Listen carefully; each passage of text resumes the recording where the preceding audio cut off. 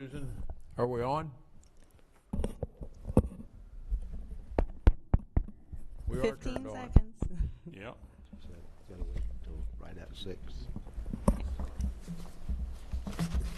Who are we waiting for, Susan? We're recording now. Okay, are we good now? We're ready now. Okay, I welcome everybody to the ISSOC committee meeting of June 23rd, 2022, and I welcome you. And would you do the roll call, please, Susan? Fred Atkins. Here. Greta Campbell. Present.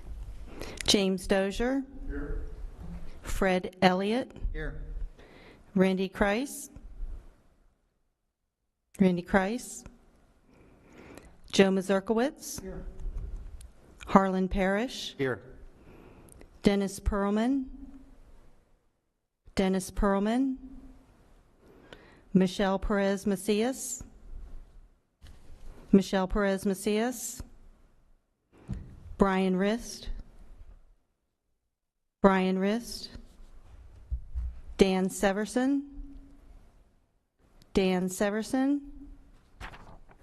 Sia Sherman. Steve Shimp. Here. Chris Simino. Here. We may proceed. So we do have a quorum, am I correct? Yes. Very good. The second thing on the agenda is announcement of Superintendent Dr. Christopher Bernier. If I could Is that an just, announcement he's going to make, or is that just an announcement? I wanted to make an announcement to the team that Dr. Bernier has joined the school district. He had hoped to be here with the ISSOC committee this evening. He is attending a conference out of town with many of our administrators, and he sends his regards and looks forward to meeting you all and sends his appreciation for all that you're doing for our school district. Thank you. I would entertain a motion to approve the minutes that were circulated to the committee ahead of this meeting. I assume that you've all read them in detail. So moved. Second. Thank you. Any comments? Did anybody have any amendments to the minutes? Can I confirm, was that moved by Mr. Dozier and seconded by Mr. Parrish? Correct. Thank you. Hearing no comments, all in favor, please say aye. Aye. Thank you. I'd now like to open up for public comment. Is there any member of the public present that would like to make a comment? Yes, sir. I'd like to. May I please invite you to the podium here?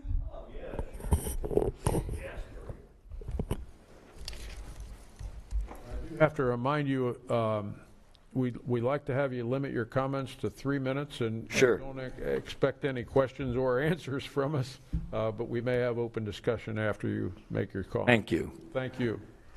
Lou Navarre, retired teacher, 48 years, Lee County, Cape Coral. I wanted to address the half-cent tax to be shared with the Oasis Middle, the charter schools. Now, we have a ruling from Dade County, and I've spoken with the mayor of Cape Coral. They came down. You have to share that money. And I spoke with Debbie Jordan, and she said, well, I wasn't here when they did the election. Well, I know she wasn't, but she knows what you're supposed to do. I suggest you look at Dade County. They're exactly the way you guys got that passed. And I told Debbie, there's no way you're going to print at taxpayers' expense to vote for this, that, and the other when because they don't want to do it. But you need to look at it. I've asked the mayor to talk with Mr. Mazurkowitz. He's very well astute with everything. And when I see the mayor Monday, we'll bring that up. But you have to share it. It's the exact same vote like you did to us. Not you, but they did. Dr. AK and all of them. And they used our money to send flyers home. I told Debbie that's not going to happen again. So I wanted to mention that. I know you're getting windfall profits from the inflation. I've always felt this tax is regressive. It shouldn't have been passed in the first place. But they pushed it through, and they spent money out of my taxpayers' dollars to defeat it by a small margin. So I want you to look at the Miami-Dade, the appellate court reversed the decision. It's the same thing as what they did here.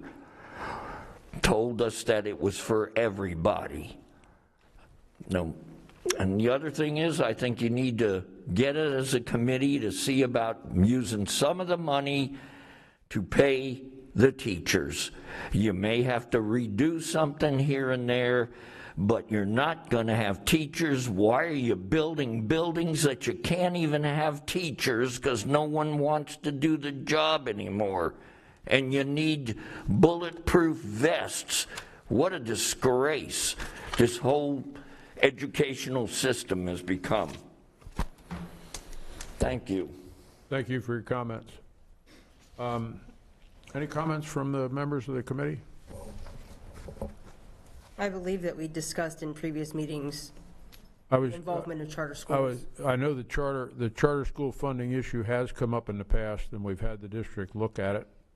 And I know we got feedback, and I believe that the charter schools are funded through the alternative tax that it was referred to, and I can't remember the acronym for it, but they're funded in a different means than the surtax.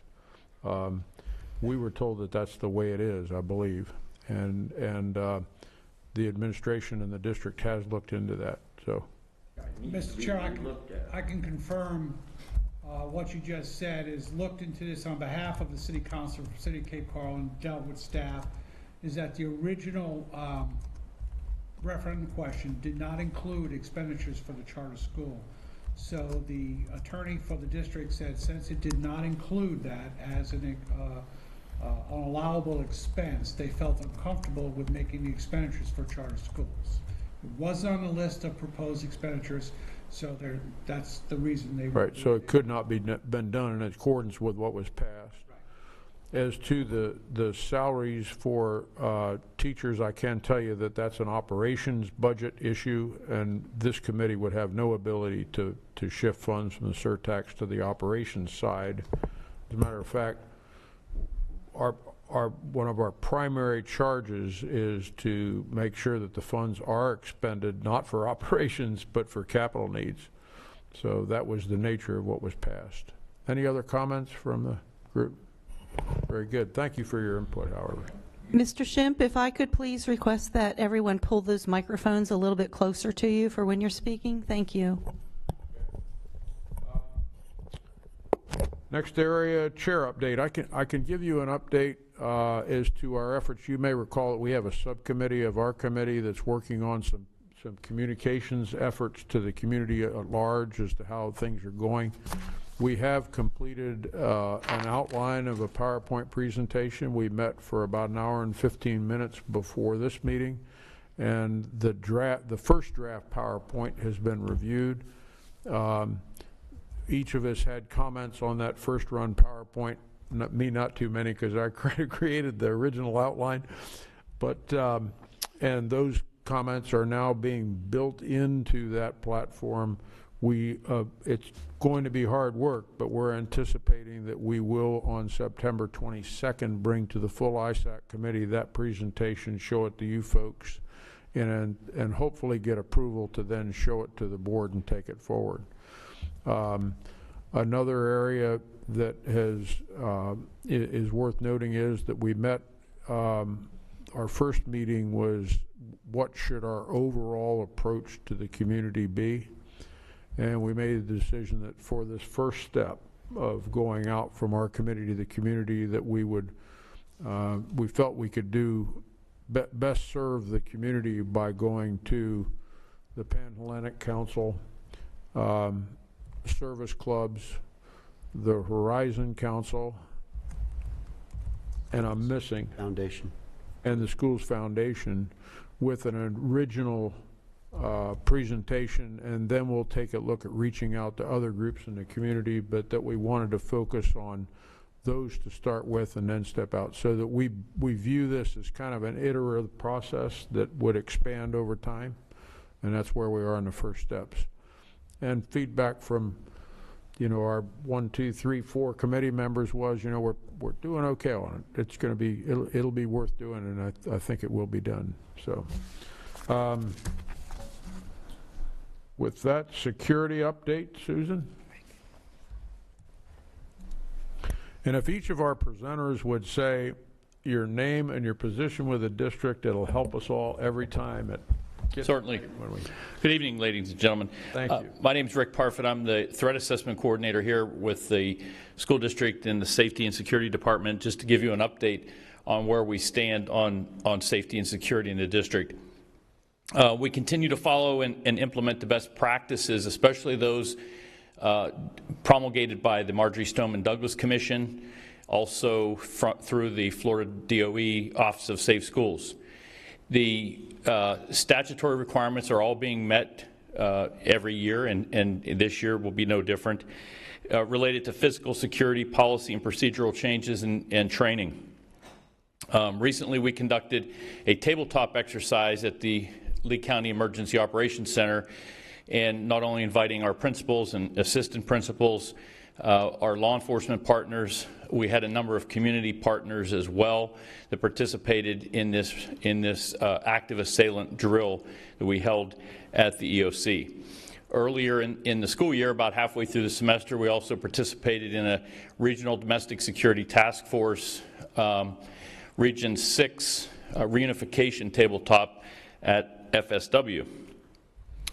The department is continually looking at whether it be technology or procedural upgrades, and one of the things that we implemented this year that's been very successful is a Signage system, and by law we had to pass a panic alert system for our schools, and our Signage system relies on a card that every employee carries and is able to activate by pushing a button.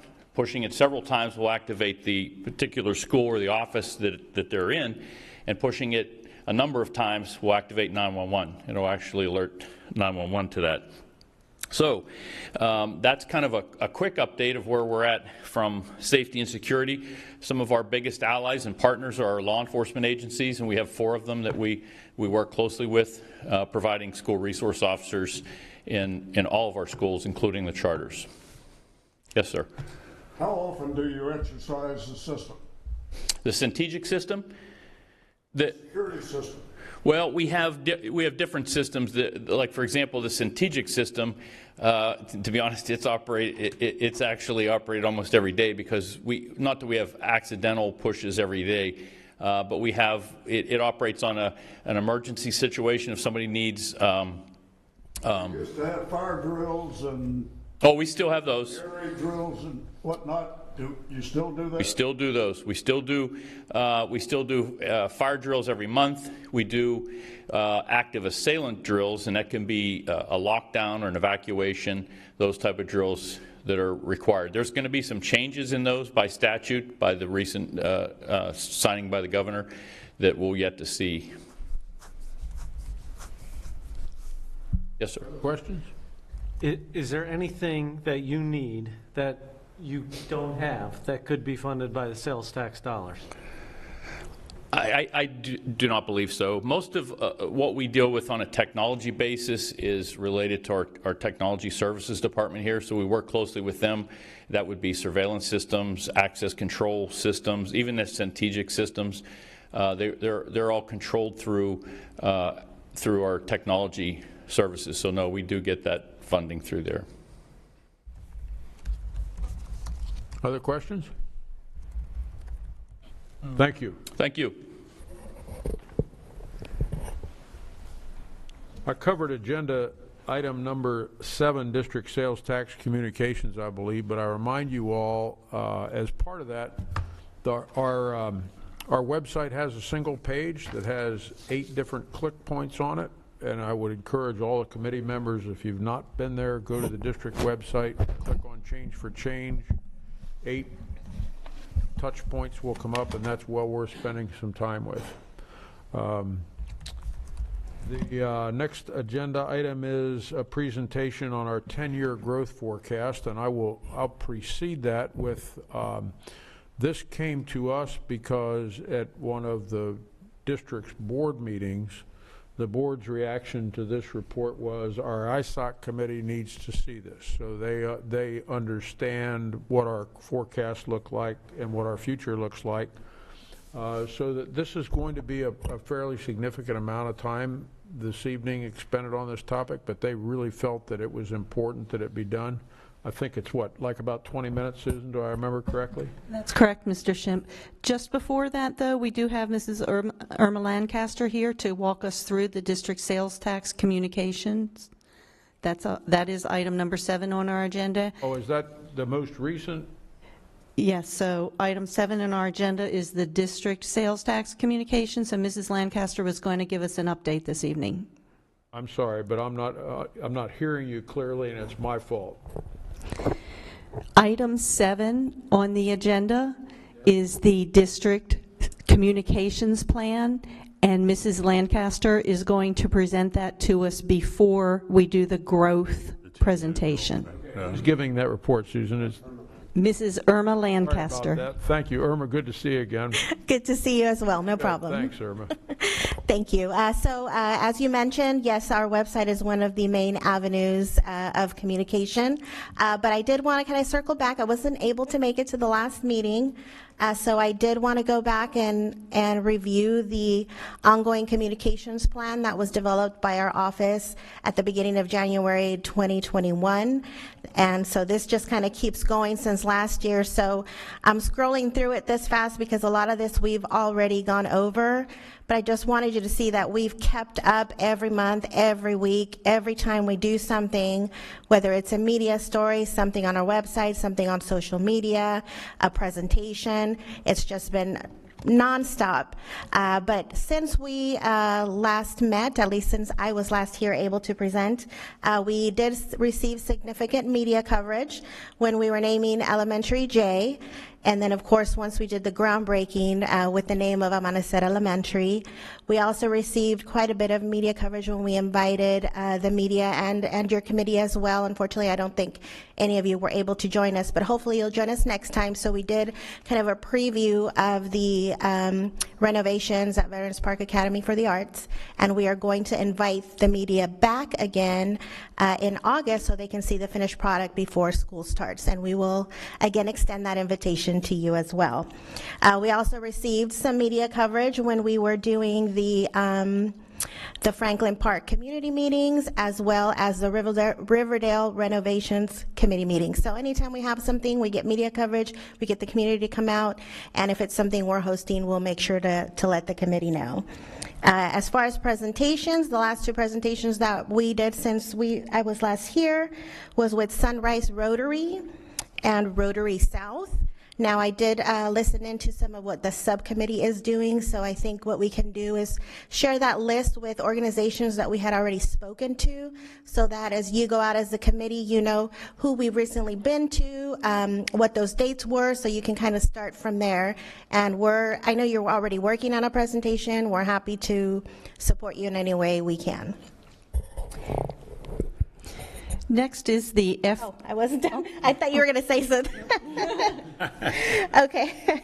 I also wanted to just quickly with the website.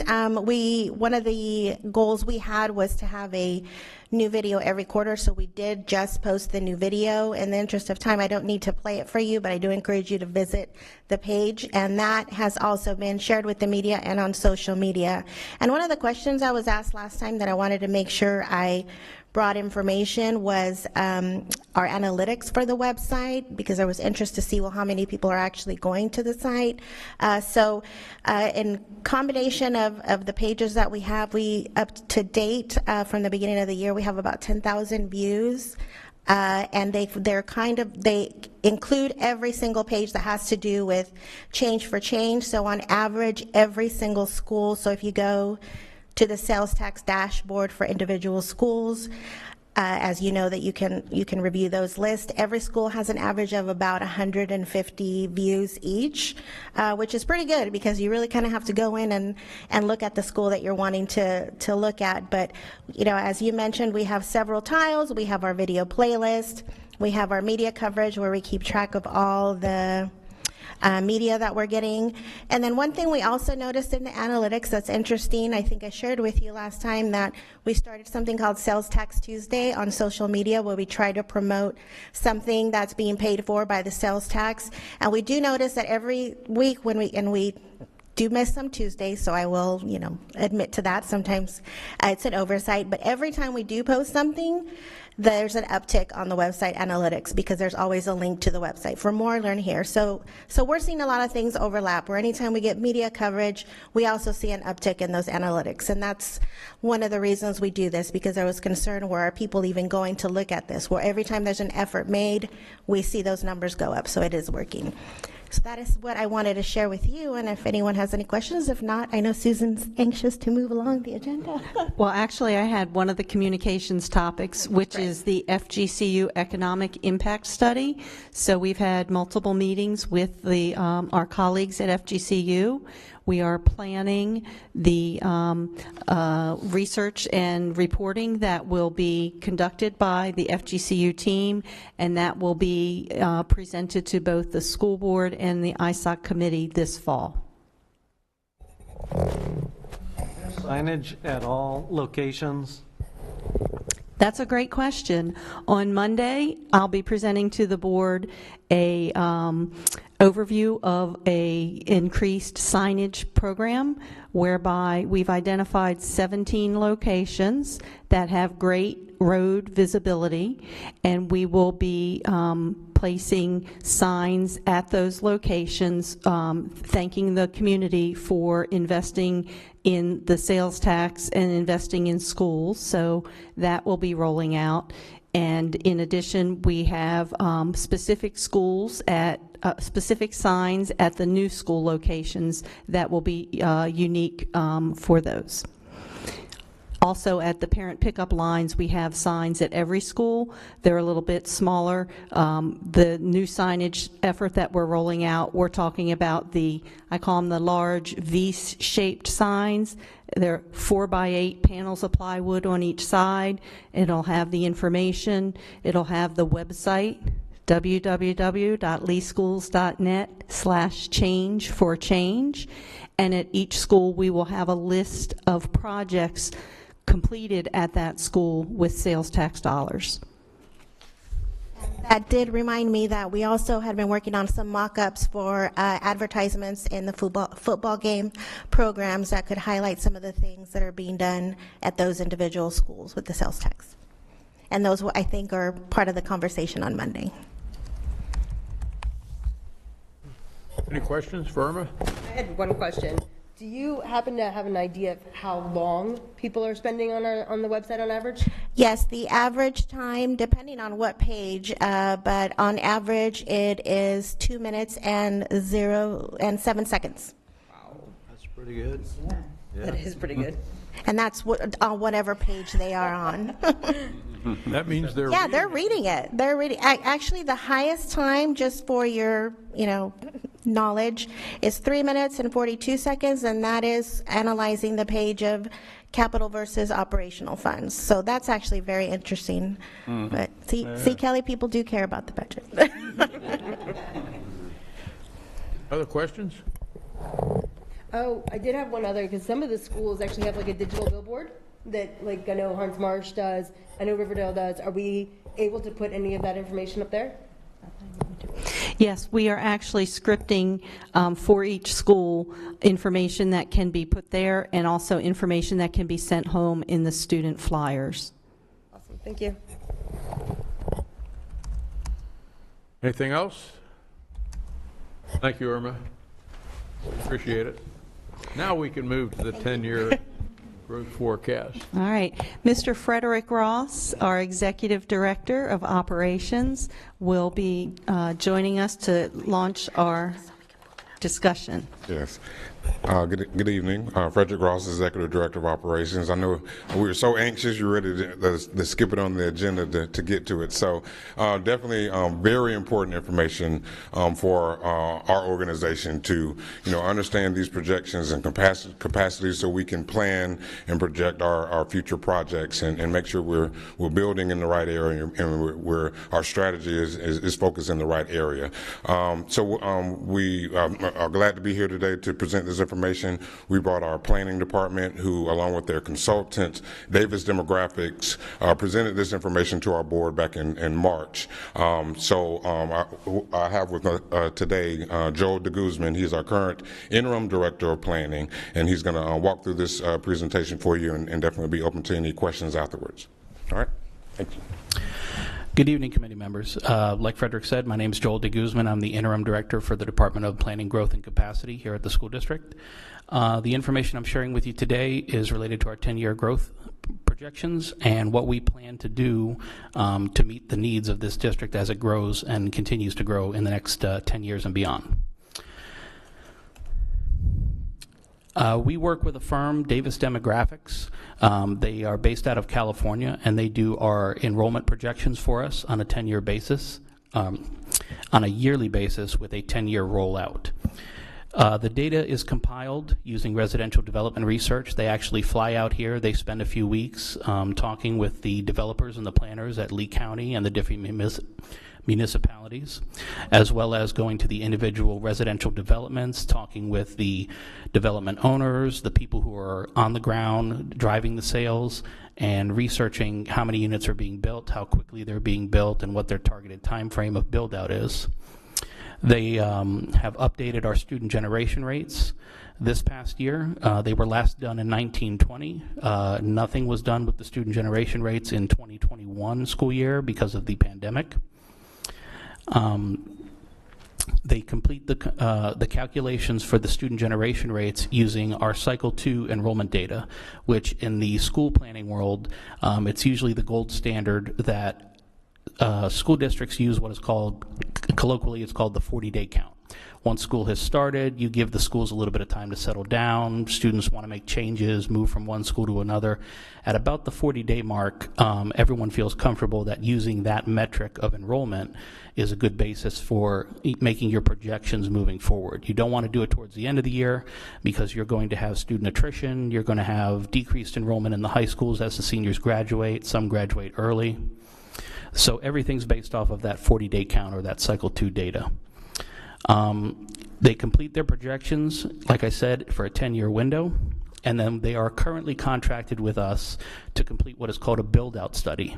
This has never been done for the district before, and what a build-out study is going to do is take a look at all of the land that is still vacant in this district and analyze it and determine what would we look like population-wise if every piece of available land it was built out and developed in this district, and what that would do to the generation of students so that we can have a ballpark long-term idea of how many schools we're going to need in every zone, in every residential area to eventually meet the need of what this population could become.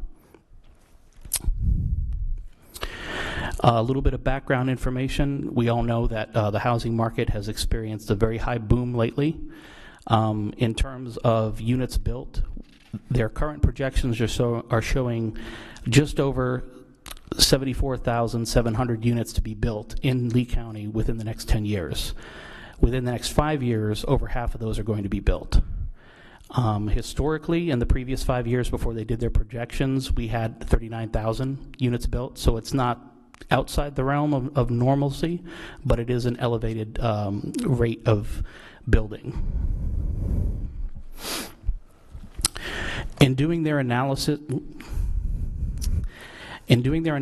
for the student generation rates and the student projections, they've determined these are here the top 10 or top 5 residential areas that are going to see growth according to their projections in the next 10 years. Leading the charge is Cape Coral with a projected total of over 20,000 new homes that are going to be built in the next 10 years. Fort Myers follows with 11,000, Lehigh Acres at almost 6,300. And then you can see that Southeast Lee County and North Fort Myers round out the top 5. Overall, this translates to an 18% growth in student population over the next 10 years, or approximately 14,500 new students in the next 10 years. This slide also breaks it down by each particular zone. You can see that the West Zone, Cape Coral, is going to see 28% growth in its student population. East Zone, primarily Lehigh Acres, is going to see 21% growth. And the South is only going to see about 2% growth. And we've determined that that is due to the aging out of that area of Lee County, and also the escalating housing prices have priced a lot of families out of the market in that area of Lee County.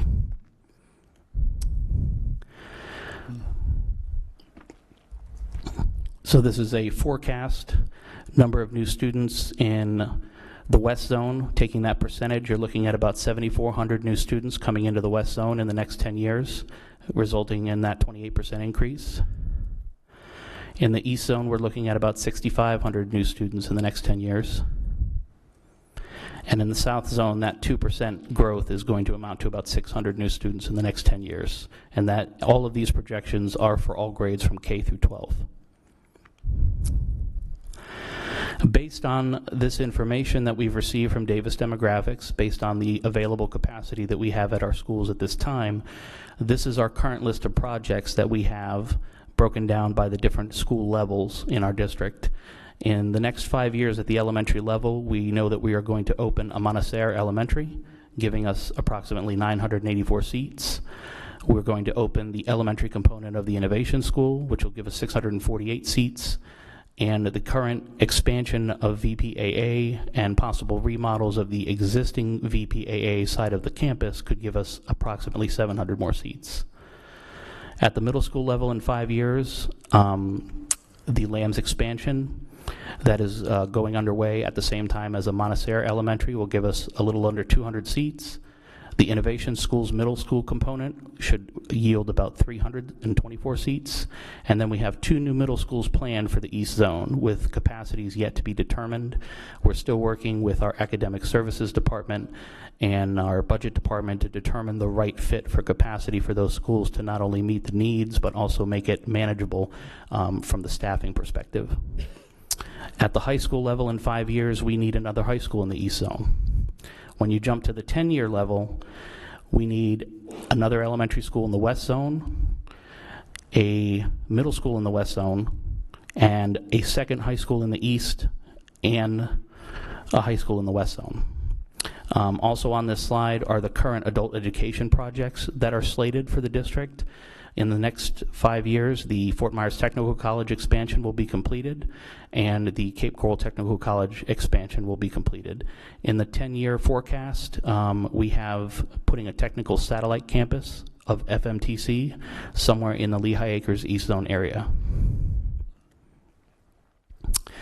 Next steps, as I mentioned earlier, Davis Demographics is working on our build-out study. We expect that to be completed by the end of this summer, early fall. That's going to show us our needs very long-term, beyond 10 years from now. It will help us to identify where we need additional school sites and help the planning department drive with our consultants where we need to determine possible school locations and acquire new pieces of land. And with that, does anyone have any questions? Yes, sir. How accurate has forecasting been? Davis Demographics forecasting has been pretty accurate for us in the past, and they are a very well-respected and well-established firm. They've been in business for over 30 years, and they strictly do enrollment projections for school districts across the country. That is their bread and butter. Yes, sir. I have a bunch of questions. It's kind of Okay. like what I do for a living, so only I do it with cities. First of all, did you test the formulas used projecting forward, going back retrospectively 10 years and see what they projected, and using the current day formulas, not historic formulas, but the current day formulas, going back 10 years and seeing where they projected the current day? Has that been done? I don't know whether or not that was part of their methodology. That is an extremely valuable test that I've used in projecting population for cities, taking your current assumptions, going back with the data that you know existed sometime in the past, and see how closely you project to current day data based on the assumptions you made going forward.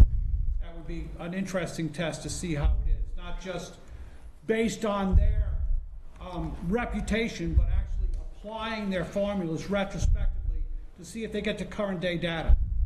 That would be number one. Number two, going forward, because of the unique characteristics of some of the communities in Lee County, specifically Cape Coral and Lehigh, historic data may not be a good prospective method by which to project future growth, because limiting conditions are going to come in that may not existed historically. Cape Coral, the limiting conditions are going to be trips across the river.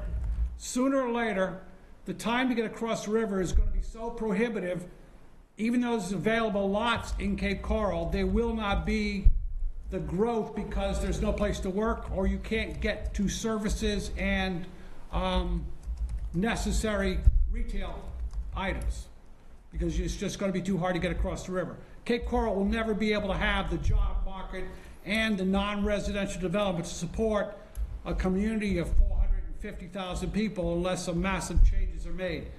There is no political will to make those massive changes.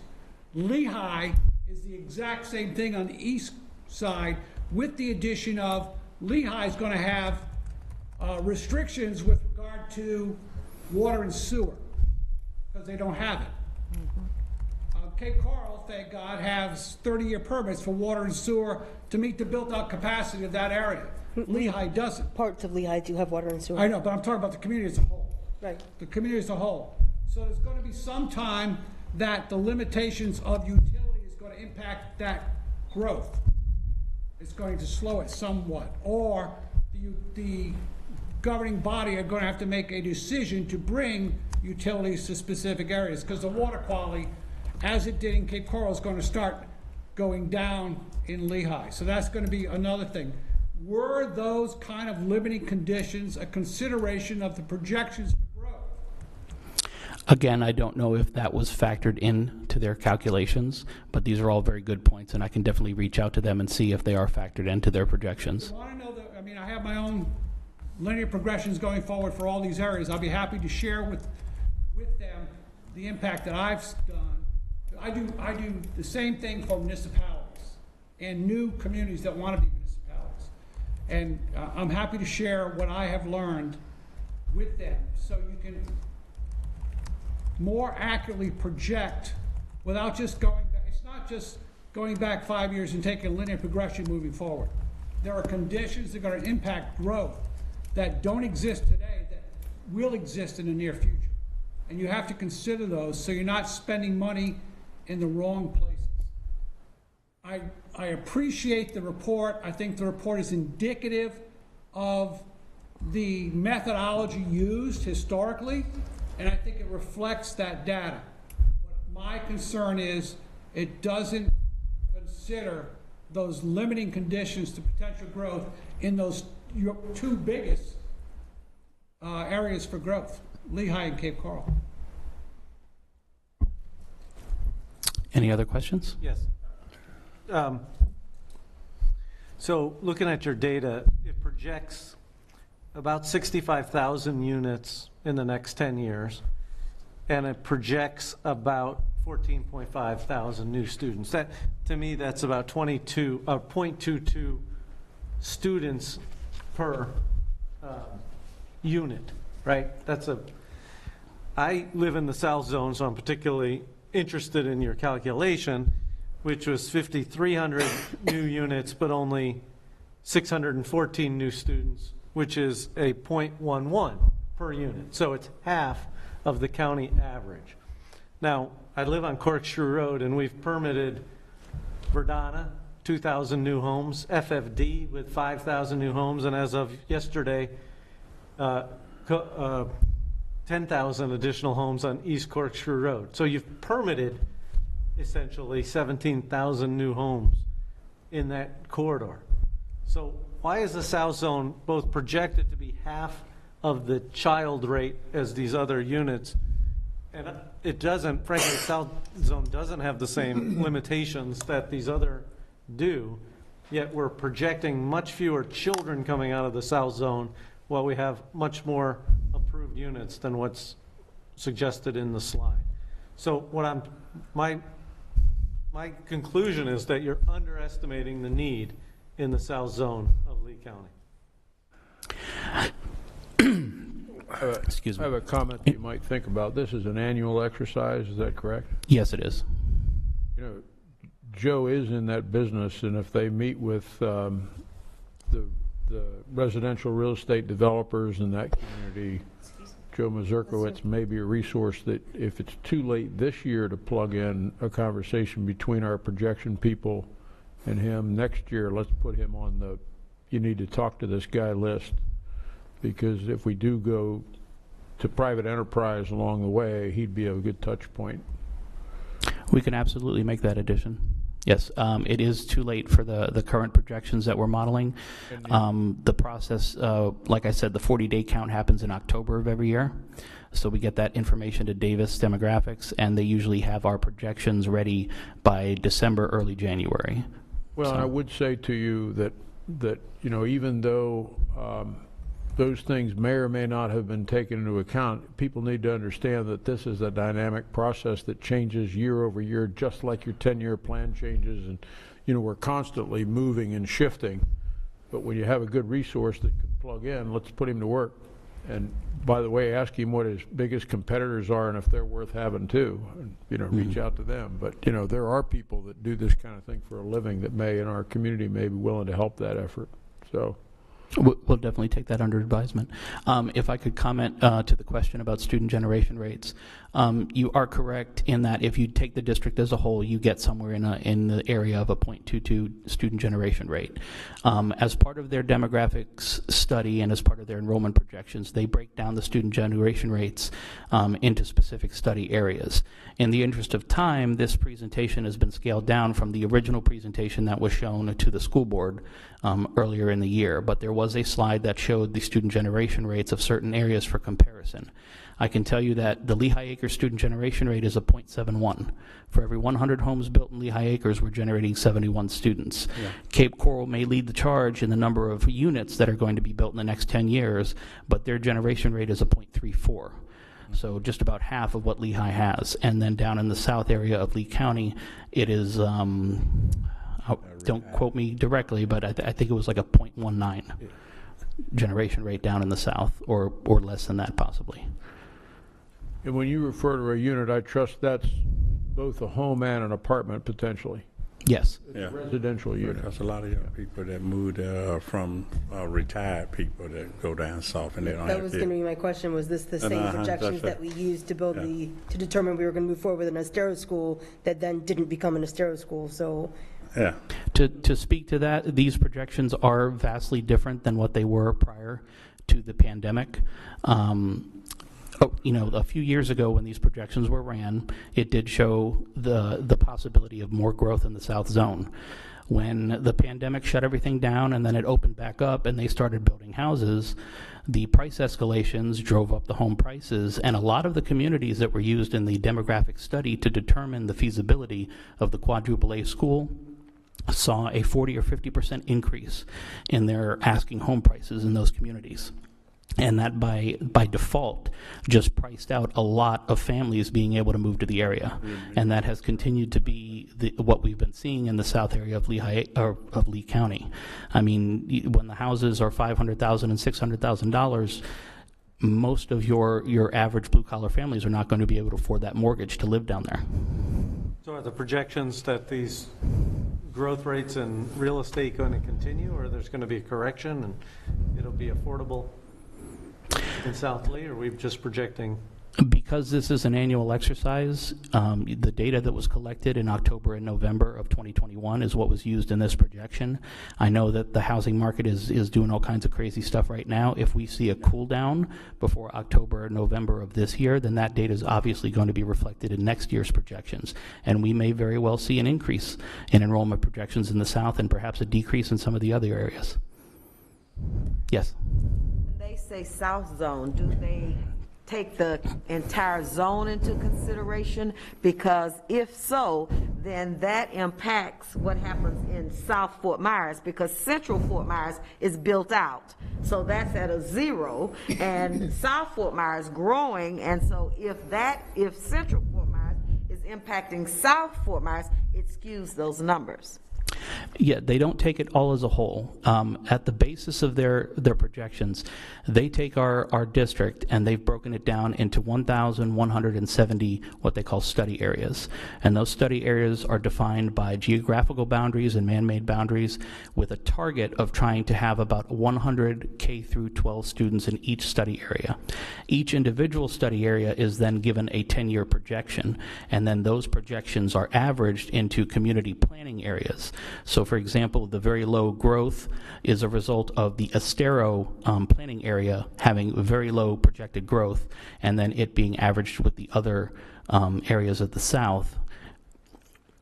It does average it, but it doesn't. So when you said South Zone, it's not technically South Zone. Well, in the slide, I believe we referenced South Lee County, and we're referring to the Estero area, the Bonita Springs area. South Yeah, Lee County, not right. Not the South Zone as it is districted. Okay, because then in other areas you reference the East Zone, the West Zone. So they use different language for different areas? Yes, it can be a little confusing at times. And there's also, the differences in how they're used to calling different units and everything like that. Okay. Now I'm fully confused. On your slide 11, is the South Zone the map that is presented, or is it not? I think they were talking about the difference between. So South Zone would include. The South Zone on this. Yeah, that's not. Which one's slide 11? Because my numbers aren't right. That's 11. Oh, that's 11 right here? It goes all the way up. I think I can help you, Chris. The slide that you're referring to, I believe. This slide here, this does refer to our enrollment zones. So this is predicting a 2% growth in the South Zone. So that does include South Fort Myers, Estero, Bonita Springs, everything that is currently. And Central Fort Myers, that's what I'm trying to get you to see. It includes Central Fort Myers, which is at a 0 growth because it's built out. And when you average that in with growth in South Fort Myers, it skews the numbers. I agree that, Fort Myers is built out, but if it's built out and it's a 0 population growth in Fort Myers, and then you combine that with a very low population growth for students in Estero and Bonita Springs because of the housing market, then you're going to end up with a very low projected growth in the South Zone. I'll bet you $1,000 today that will add more than 614 students in that zone. Yeah, I agree. To the South. That is crazy. Which is all the more reason that a local person should interact with them, because they don't understand the dynamics of the community, of the entire community. I'm saying the entire Lee County. You have to remember, they're taking a date and time, a historic date and time, and using that as their base data. The attendance in October, the 40-day attendance, and they're extrapolating everything from that. So by the time you get the numbers, the numbers are almost a year old. Okay. And the projections are not contemplating anything different than the projections have done in the last 5 years. So any new occurrence that impacts the algorithm going forward, like some changes in Fort Myers, some changes in South Fort Myers, anything new, I deal with these folks all the time. I mean, they take the social demographics, they take tried and true projection formulas based on a historic date and time, and they just plug them in and it spits out a number without contemplating real life on the ground changes that are occurring. And I agree with you. I think the Estero area for an upper middle class future with kids is an attractive area for students. I don't think it is only going to be for retirees. And I agree. But the data that day, on the 40th day of school year in that October, was what they used to project forward.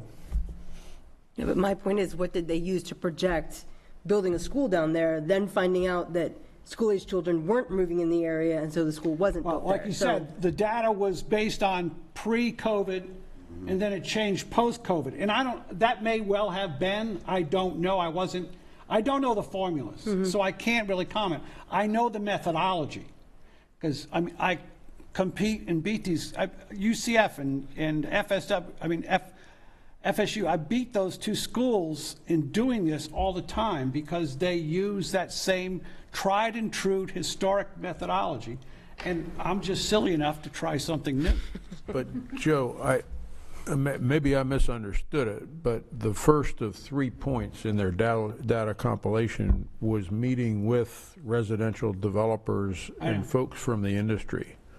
So that if they are picking up, truly meeting with those folks and taking anecdotal input and translating that into their projections, they're not totally data driven. No, it's it's kind of like Federal Reserve Board when I was on it. They used to talk about, we've got all the economists in the world that can crunch all these numbers, but we need you guys to anecdotally tell us what is going on in the community so we can make real projections. If they're using the first of their 3 resources properly, they're probably they should be getting a better end result than what you guys are talking about could be the result. You are right on the money. If they're talking with those folks and they're adjusting their projections based on the conversation with those folks, it is going to be a far better projection than just plugging in 8-month-old data and projecting it forward. Yeah, you're absolutely correct. Let's not forget that part of all of this that's going on. I just suspect some of us believe that may not be as... That's the difference between a pessimist and an optimist. Yeah. I guess. And to reiterate, as I said before, that is part of the process that Davis Demographics uses. They are on the ground for a 2 to 3 week period every year, engaging with not only the land development professionals, but also city planners, county planners, looking at the zoning remaps that have been put in, looking at the permits that have been pulled, looking at where developments are going in, and talking to those individual companies as well as the county and government officials. And we definitely hear your point. There are some additional local input that we could get, and we look forward to doing that in the future. Any other questions or comments? Very good. Thank you for your report. We kind of ran you through the gridlock, but that's okay. That's all right. We know that you guys enjoy hard work and nervousness, so that's good. The next item on the agenda is the sales tax funded project update. And I think this update, because of the projections report that we just had, I asked them to kind of take this one down a little bit in terms of depth and scope. So if you feel like it's brief, blame your chair. You can do that. Mr. Scott Rickenbacker will join us to provide a construction update. Susan, do you mind doing a slide flip? Absolutely, I'm good for you, Scott. Good evening, ISSOC members. Scott Rickenbacker, Director of Construction Project Management. I'm going to go through the slides pretty quickly because you have the handouts and I don't want to put you to sleep. I do have some critical information I want to talk to you guys about our projects and current inflation and project delays and schedules. So I want to spend a little more time with you folks to let you know where the market goes. Many of you probably already have realized it. First slide up, you'll notice is we've grouped this into new projects, renovations, remodeling, and new construction jobs. Of the new construction projects going on, we have Cape Coral Technical College. The term you see in the right, procurement, that means we're in the negotiation and contract phase. As soon as we get through that and we get contracts executed, then we begin the process. We go to the board for a total project cost approval, and then we begin. You have Cape Coral Technical College, Elementary J, is on track. Now you'll notice in there it says $20 million, shell only. In order to keep our projects on schedule, we've had to break away from our normal process. Probably about 2 years ago, I told you our process was a phase 1 and a phase 2. Phase 1 included all of the design component and a participation, a dollar amount for the construction manager and the building officials to come, and we'd VE the drawings and permit the drawings so that once the GMP is prepared by the construction manager, I go right to the board with an accurate total project cost for the job. Unfortunately, we've had to break away with that. I've had to come multiple times to increase my phase 1 due to cost escalations, to early procurement of materials. And again, I'll get into that after I go through the slide. We're also having to do multiple phase 2 GMPs, again, to accommodate, get materials on time, acquire them within a duration where we need to school for student seats. So we're trying to be proactive, get ahead of the curve so that we maintain those 5-year projections for the opening of schools to meet the student population needs. We also have Franklin Parks Elementary. Right now we are in the process of reviewing the GMP. You'll see that first phase is phase 1. That is the full design for Franklin Parks, which includes what we call the staging campus, which will be located across from James Stevens. An example of escalation, I'm going to the board for an increase in my phase 1 of approximately $2.3 million. In my phase 1 budget, in order to get an early start on the staging, I had budgeted $2.6 million for a 30 30 campus. The GMP came in at 4.9. Okay, so we are now into the realm of 25 to 30% in some major components, and obviously fuel is not helping that whatsoever. G. Weaver Hips, we're in the design phase. That's in schematic. And that would be a pre-K center. We have Lehigh Acres Middle School, which is on board. That is the expansion wing, the 190 plus students that you saw Joel mention earlier. That is underway, and that will be opened in the August of 23 as well. Same with J Elementary. That's going well. Transportation East, we are doing a compound, a bus driver's break area, an administration area for them. That's where they will go. Currently, they're using portables that are over 25 years old and rotting. That was delayed about 3 months. We had to come back to the board and ask for increased funds because of cost of materials. Metal buildings, anything with metal in it and insulation, you crucified. So that's in the construction phase. We anticipate that being completed December 1st of this year, 2022. The next slide you'll see is renovation projects. You'll see we have 17 current renovation projects. Bonita Springs Elementary, currently in procurement. That means the contracting negotiation phase. Cypress Lake High School, we are in the design, or Cypress Lake High School, we are in a repipe. We're in the design phase currently. Fort Myers High School, design phase. Fort Myers Middle School, a construction phase. This is a repipe program. Harns Marsh Middle Cooler Freezer. Our federal dollars, because of the food program, we ran a little short. So what we're doing is we're going ahead and continuing with ordering the freezer coolers. The vendor has agreed to store them in their secured insured facility. We will do those projects next year when the federal budget comes back in. We just didn't have enough federal budget to do the 4 or 5 programs that we had wanted to do this summer, but we are doing 2 of them. Orangewood Elementary procurement, that's contract phase for HVAC program. Skyline Elementary, one school where we're doing some kitchen modifications. We're not going to have the roll-up doors in time, long lead metal roll-up doors, but we will create the opening. It will be open for school for the kids to get their lunch, and then over the course second shift, when the doors come in about September, we'll install those second shift at night. So we're having to rethink, retool, reschedule, and be somewhat flexible, but try to meet the needs of the school populations. Sunshine Elementary, we're doing a freezer cooler. That's on board, $500,000 project roughly. Trafalgar Middle School, that's one of the kitchen programs I just told you is rescheduled for the following year, but we're having the freezer coolers because the freezer coolers now are about 25 weeks out from order, where they used to only be 10. A couple more remodel projects on the second page. Cape Coral Technical College, we're in currently negotiation. That's that expansion where they're going to put a marine lab, a marine mechanics lab, and an auto mechanic shop out there. So we're getting ready to negotiate contracts. Fort Myers Technical College, we got the final approval from the board for total project cost. There's another example of inflation. In an older facility building where we brought up, that was a $12.3 million forecast budget that we had to come back to the board and ask for 17.9. The Riverdale High School, that is in the schematic design phase right now. We vetted it out with the community. We had a panel. The superintendent's cabinet went through. We came up where we're going to provide a new gymnasium building, a new science wing, and the existing gym will be converted into a open community space, resource space where they can do SAT testing and events with the school. So that's a vehicle that they have at Dunbar High School. They turn their old gym into that open area and actually use it as like an alternate gym, not quite as fancy as the real wood floor gym, but somewhere to practice and also hold testing. Special projects. These here are traffic studies. So we currently have had some complaints. COVID has really affected some of the elementary schools, and parents are not putting their kids on buses and they're dropping their kids off. Unfortunately, even some of the schools where I've gone through and we've made traffic improvements, double line stacking, because of COVID, that's no longer holding the capacity and keeping those parents dropping their kids off of the surface roadways. So we've been fielding a lot of complaints from the community, from the police agencies in and around those particular schools. So we're right now in the process of conducting at 6 schools traffic studies to get civil engineers' recommendations of what can we do. How can we try to relieve this? Because we don't see the bus parent queuing depleting anytime soon until we can get their confidence to get their kids back on the school buses and reduce some of that surface load. So those are ongoing at this time.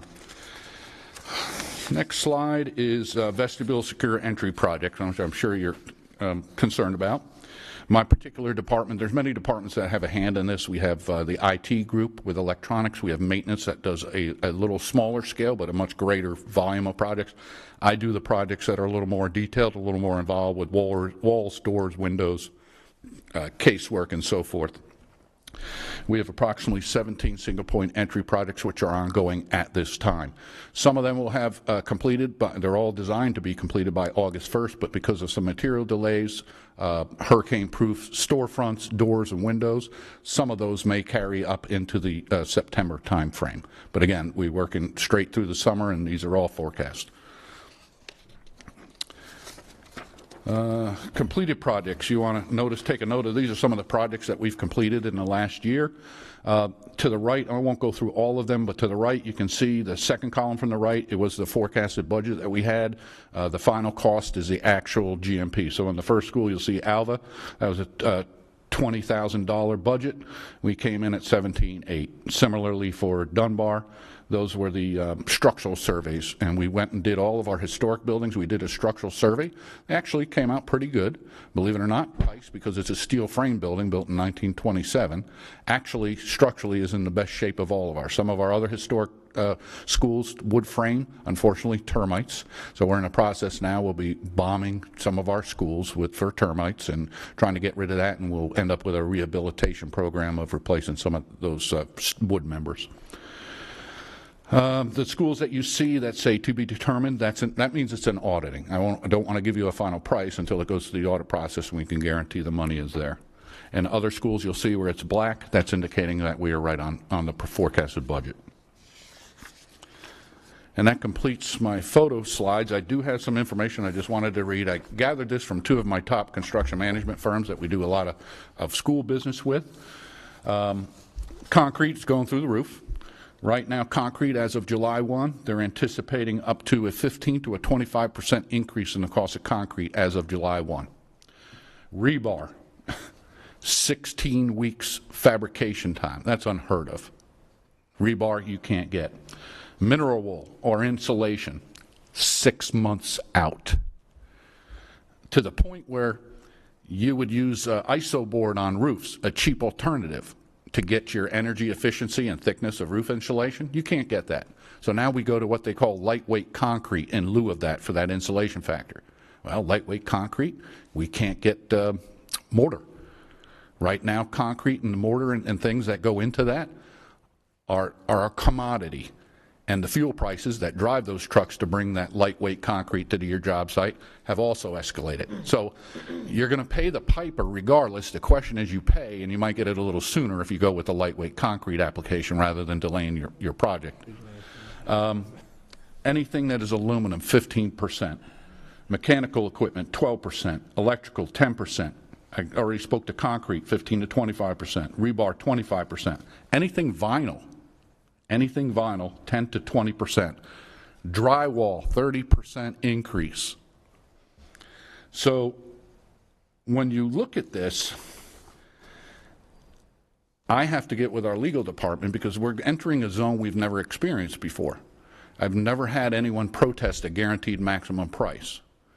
But we are going to be in a force majeure, I think, soon, and people are going to want to put disclaimers in their what we call the amendments to their GMP that gives them an out somewhat for the lack or the increase of costs throughout the duration of the procurement process. So we have to look at that factor. In a sense, what it does is a guaranteed maximum price is no longer a guaranteed maximum price, and you could consider that an act of God, crazy as it sounds, but that's something that we have to start thinking about because it's coming and it's not going away anytime soon. So I just wanted to give you, I know it's sad news, I'm sorry, but I always wanted to be upfront and honest with you. I think I told you when quadruple A, before we canceled that job, I had my GMP, and that was reflective in 11 months of a 15% increase, and I think that was about a year ago.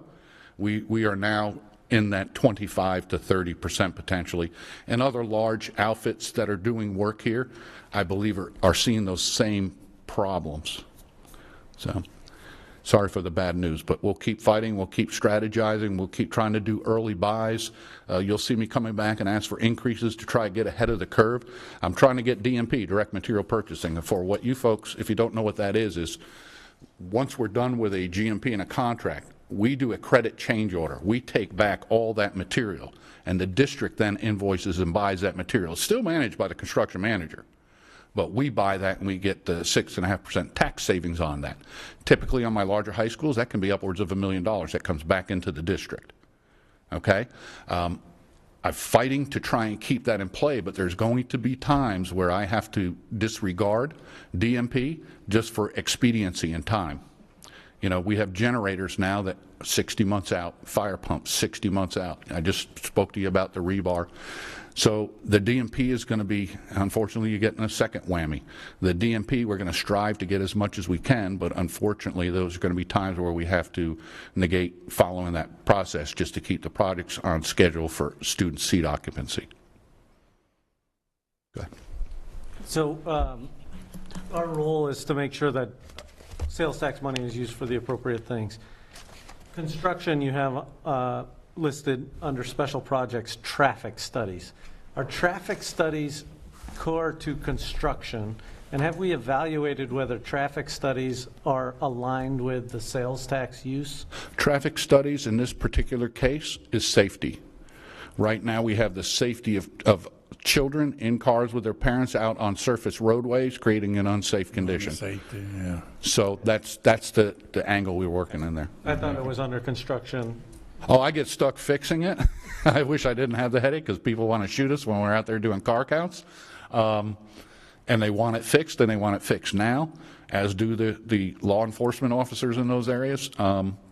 But yeah, it's a safety issue and how we keep them off of those major surface roadways. Follow-up question. If we're having fewer people ride the bus, what's the decline in our transportation costs? There's no decline. Why? The buses still have to run. They'd run with fewer children. They've increased the routes. You know, obviously they've increased the routes where a bus driver may have to go greater distances to grab students, but the cost of fuel, I don't want to speak to fuel, that's more of a budgetary thing, but I know diesel fuel, like everything else, is through the roof. So yes, you could argue, if we weren't in an inflationary session here, that, okay, if they're not taking the buses, we can reduce our bus drivers, our routes, and see some savings in that aspect, but unfortunately the cost of fuel. And my final question, I apologize to my committee members, but every construction project that we've seen thus far, I believe in the 2-3 years that I've been on, have been focused on schools and academic sites. The one you listed now is a transportation hub, I think out in Buckingham. Was there any consideration of doing that off of regular capital dollars instead of sales tax dollars? And are we blending now academic sites and non-academic sites? I would refer that question to Kelly Lechner. She's my money guru. Actually sent Susan a text message during this and said, I think he's mixing capital dollars. I've got to ask you to step up to the microphone or speak louder. Oh, sorry. Sorry. I actually sent Susan a text in the middle of the presentation and said, I think he's mixing capital dollars and sales tax dollars. So I don't think that all of these are sales tax. I think it's a combination. I think this is everything that he's working on right now. I will look it up as we're talking to make sure, but I'm pretty sure we're not paying for the transportation site from sales tax. From a communications perspective, I applaud that. Yeah. Make a suggestion for you, and I obviously are aware that the inflationary things that are going on. When you start talking about unforecast projections out of control, the Florida Department of Transportation for years in their highway projects has had a petroleum adjustment, related adjustment that, and I probably won't have this exactly correct, but if the price of petroleum by a given indicator goes up more than 10% or down more than 10%, they have formulas by which they adjust their unit prices and their contract amounts, and contractors bid knowing that. That has made them quite competitive in buying contracting services because it reduces the window of volatility. As we know, oil products, particular asphalt, can be volatile like crazy. And you might look at that as a model. I don't think it translates into buildings very well, but I'd urge you to take pause over that one. And we will absolutely look for that. I love to see those graphs. We have anytime you can take a contractor and who is operating in a high-risk environment, which is the environment they're operating in, and make equitable adjustments for both downside and upside, you make that contractor so they can give you a more accurate price. Absolutely, I'll look at that. And one thing you bring up a good point. We are having a very difficult time getting competitive bidding, meaning the numbers that I used to get, a minimum of 3 per trade scope. Sometimes I did this one particular job, I didn't even get a plumbing scope. $500,000 potential plumbing job, I didn't have one bidder. So we have had to extend our bids for specific trades to try and gain participation in these areas. So right now everyone's busy. We flat out have companies, great companies that we've done work, and they said, look, I don't want to engage in a job only to not be successful and fail. I don't have the people. I don't have the materials, the resources. So the competition is reduced, you know, so. Well, difficult times. It also goes the other direction. I can relate to you that in 2007, when we hit the really tough downturn, I think that was the time frame that we were widening I-75, and that was built in a design. It was bid in a design-build contract, and all of a sudden the bottom fell out of the construction economy. The truck driver count went up astronomically because none of them had any work, and the guys and the heavy equipment operators and the guys that widened I-75 had a design-build contract and did extremely well. So this too will turn. It's very painful when it's on the upclimb. Yes, it will. And then contractors will actually be calling me, what do you have? I don't get any calls anymore. Everybody's busy. But like you said, in 2008, when it took a dive, I expect we'll get some kind of correction. I just don't know when that will occur. Thank you for your report. Welcome. Keep up the good work. I know it's hard. Yeah, take a lot of aspirin, that's all.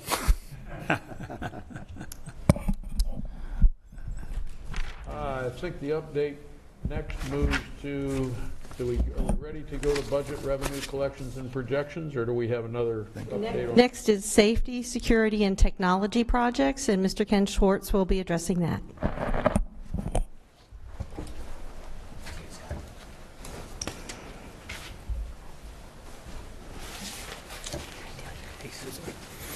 Good evening.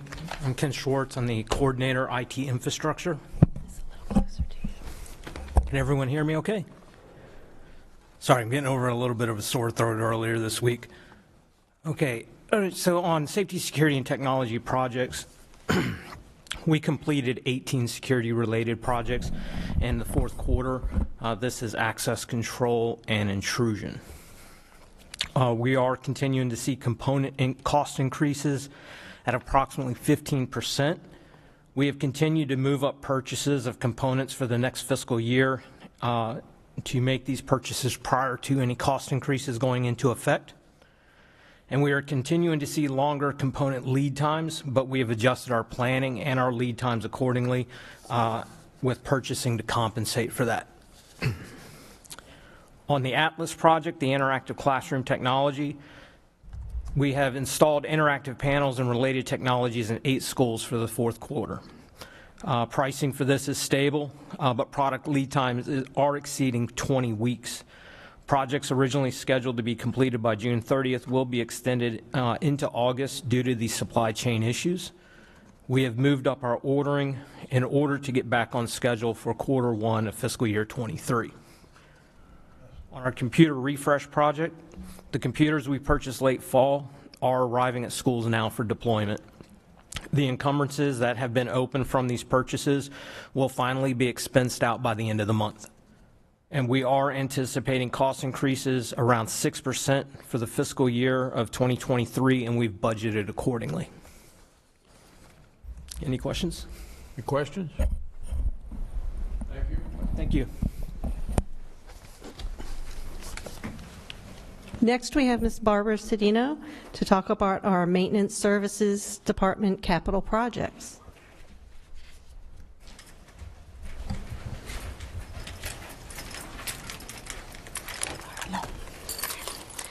Good evening, Good evening, ISSOC committee members and fellow colleagues. As Ms. Susan Millay said, I'm Barbara Cedino, Director for Maintenance Services. This evening, I wanted to kind of do a recap since 2019, kind of give you some information based on that since we are closing out the school year. Is the first slide? Okay, so this one. So on this first slide, I ran some reports and analyzed our data. What I found was since 2019, Maintenance Services has worked on approximately 455 referendum sales tax projects. As an added note, this number does not capture all of the projects for the current fiscal year, nor the construction services projects, nor the projects that maintenance has passed on to construction services for management. So therefore, that number, 455, is actually a higher number. As you can see from the graph, some of the projects have concentrated on ADA compliance, electrical panel upgrades and servicing, flooring, HVAC and lighting improvements, and on painting and paving. Additionally, these projects have ranged from small to large scale in scope of work. Next slide. Now looking at FY22, this year's projects have concentrated on safety, security, and efficiency, as well as have served a secondary purpose, which is beautification of district facilities. For instance, some of the renovation projects have targeted door and window improvements. Each of these projects support safety and security initiatives for the district. Other areas include intercom upgrades that improve communication systems for staff and student safety, door changeouts to help boost security of buildings, and window enhancements that aid in the protection of facilities during storm events. Additionally, painting refreshes will not only beautify campuses, but also help protect and seal exterior surfaces from moisture intrusion that can lead to microbial growth within buildings. On slide 27, similar to other groups and businesses, Maintenance Services has also experienced some challenges. One particular area relates to generators and electrical switchgears. For example, in FY22, emergency generator system projects that were scheduled to arrive in May now have increased by, they have been delayed by 5 months, pushing our new arrival date to October of this year. Next slide. As for the FY23 school year, the projects will be consistent as in previous years. In the FY23 school year, Maintenance Services will be targeting roofing upgrades to protect the envelope of the campuses. We will continue with electrical switchgear changeouts and servicing to ensure electrical systems remain reliable in order to support the growing technology and electrical needs of our schools.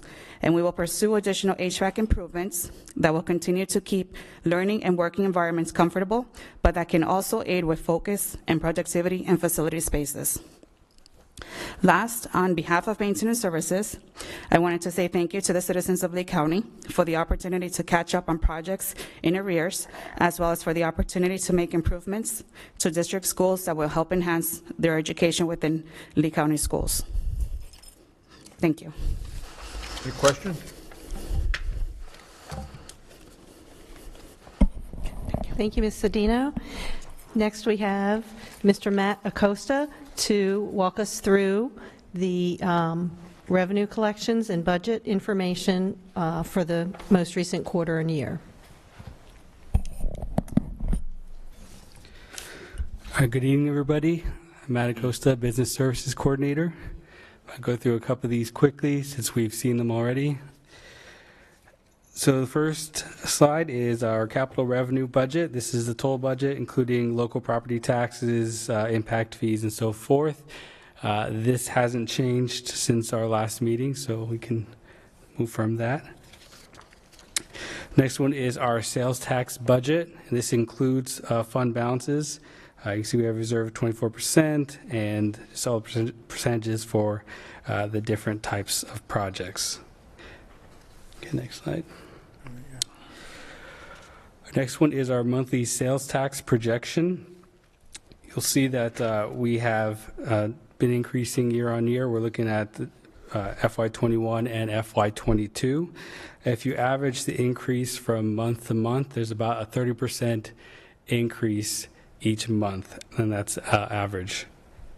You can see those top peaks there, 12 million, 13. In December and March, those include quarterly discretionary sales tax. So on the side, we have our projected to actual. For our inception to date, we've projected about 271 million and have received 299 million, which is 10% above what we've projected. For FY21, it's about 19.8%, and you'll see we projected 71 million as of 6/13 and have received 92 million for a 28% increase above projected. As far as our revenue tracking, for our total budget this year, we projected 87 million. We're already at 92 million, or 4 million above what we originally projected, 6%. We estimate that we will probably end up at around 111 million collected once we get through June and June discretionary. And that will be about 28% above what we've projected. This would be 23% increase from FY21. And so in looking at FY23, we've projected that we'll receive 108 million, or about 24% increase from the previous budget. Questions? It's kind of interesting to see that the collections are running beyond what we had projected, but so have, if you listen to the prior reports, the costs have far outrun it. Costs are going, yeah. Right, we're seeing inflation both ways. We're seeing it on our costs, but also in what we're receiving as well. And we've, in previous estimates, there was definitely a lot of uncertainty with COVID, and so our estimates were very conservative, and so you're seeing that we were conservative, but we did not see as much of that hit as we expected, and that you can see that in our estimate from 21 and then even further into 22. Very good. Other questions? Thank you.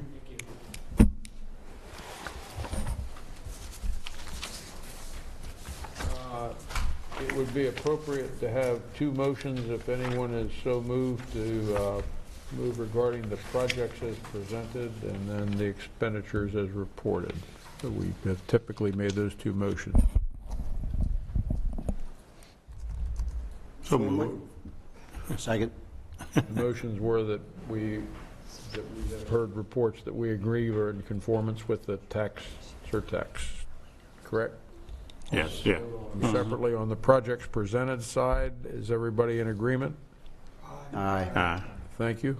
I would point out that there was a question as to the traffic studies, as to whether that fell within the parameters, and the answer, I think everybody is satisfied with that answer, and those are the kinds of questions that we should be asking. I thought that was a good catch back. And on the revenue projection and reporting side, I'd entertain a motion with regard to that. So moved. Second. Thank you. Harlan, second. Appreciate that. I think that takes care of the motions and votes. I would like to, in the member comments area, ask you all for something. At our next meeting, we will be receiving a report on the FGCU study, and we'll also be doing, hopefully, the PowerPoint presentation that we want to roll out from this subcommittee.